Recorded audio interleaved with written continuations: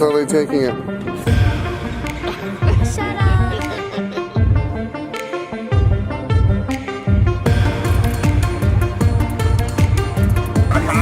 There's nowhere else in the world you find a replica space shuttle placed on top of an airplane that did quite a bit of work in the development of the space shuttle itself, as it was used for the approach.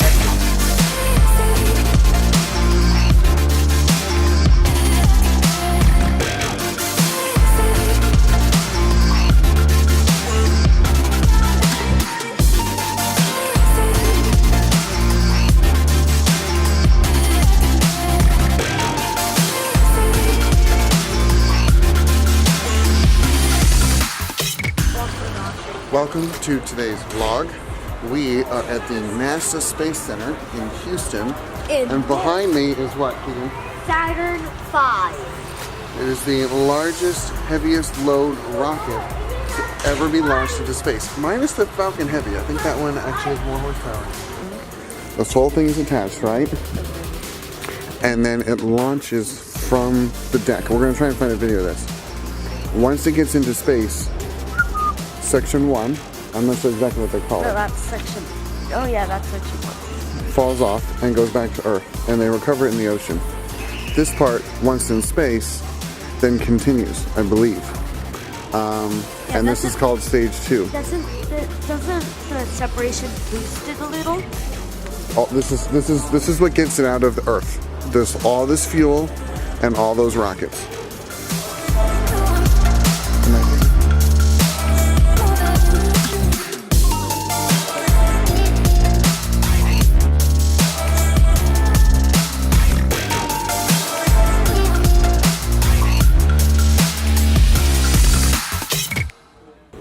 This rocket There it goes through. So this is stage 2. Oh my god. Guys, first of all, I was right. But if we want to learn anything about space, come here. This place is epic. There you go, the Saturn V.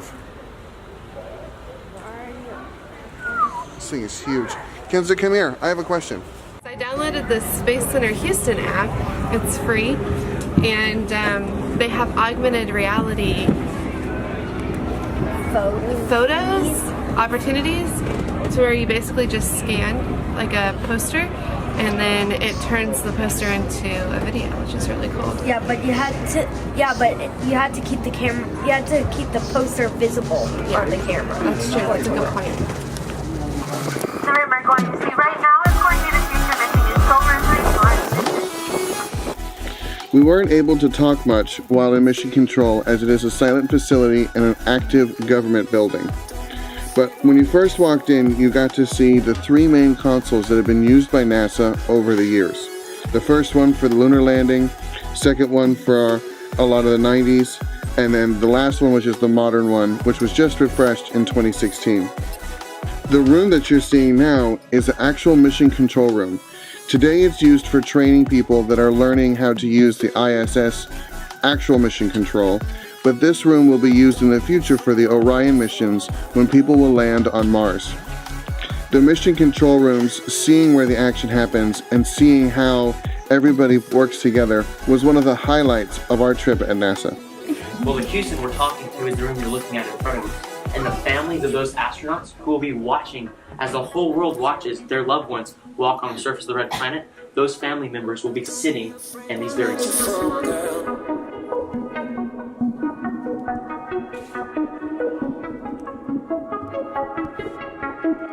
Don't be afraid, won't let you fall, girl.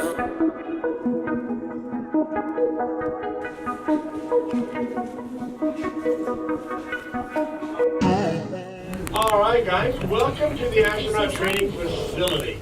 This is the Astronaut Training Facility. There is so much stuff in this room, I can't even go through it in this video, let alone could they go through it on the entire tour. There were parts from the ISS so people could learn how to use it, fix it, and live within it. There were trial space drones to learn how to get up to space and learn how to get back down from space. There were robots being created and tested and trained and programmed. There were spacesuits being made. There were rovers being tested and built. There were all kinds of awesome and amazing things we saw while in this room. I don't even know how to describe all the things we saw.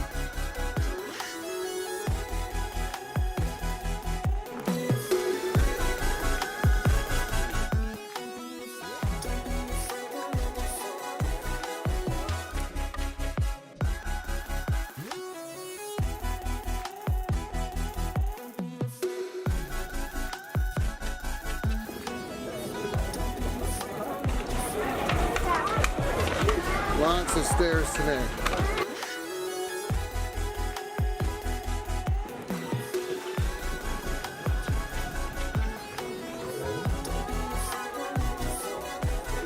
So right now we are in the 737 that carried the shuttle. It's a little bit tight. But this is the actual plane that would carry the shuttle. It started for testing and then would literally be the transport vehicle from California to Florida.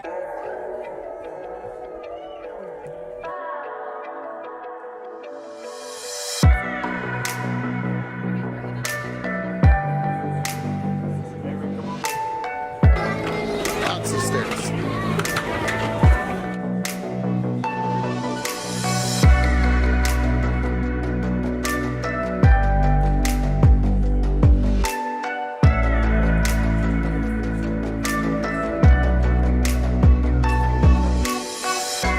Welcome to the cargo bay of the shuttle.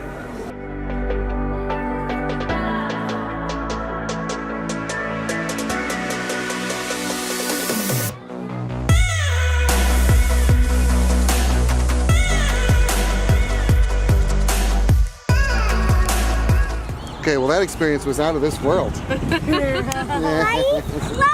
really blasted off with this one. So I think we had a great time. Let's do a recap in the car. It was hard to record in there with a lot of people and a lot of noise. And I really want to give some tips because there's a way you can do this correctly. Yep. And some tips. So let's get to the car and let's do it there.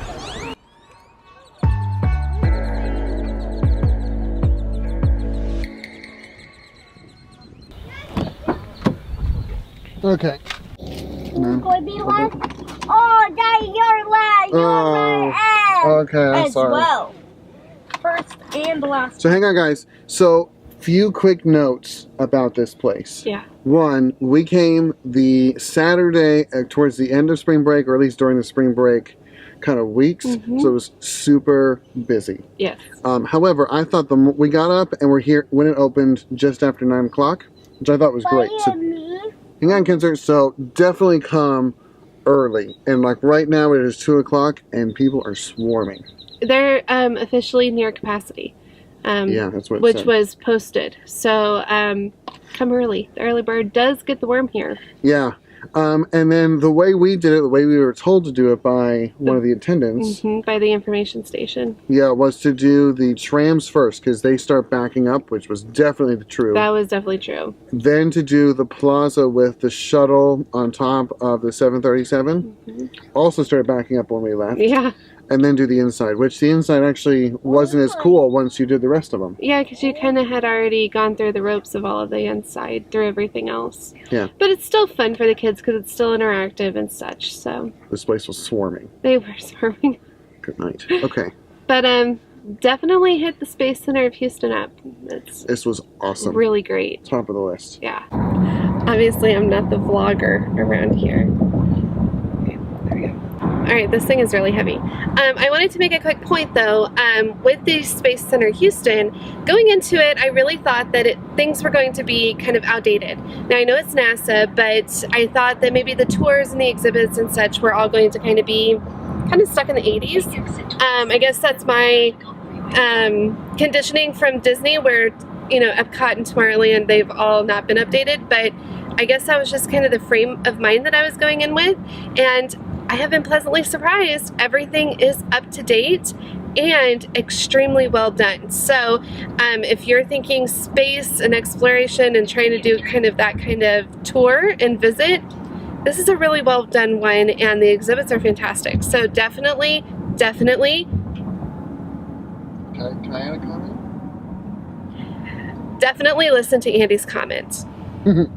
So I thought overall it was fantastic. We've hit a ton of events.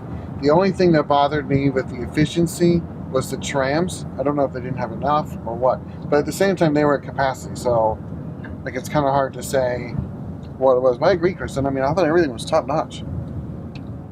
Good job, NASA. Keeping it up to date.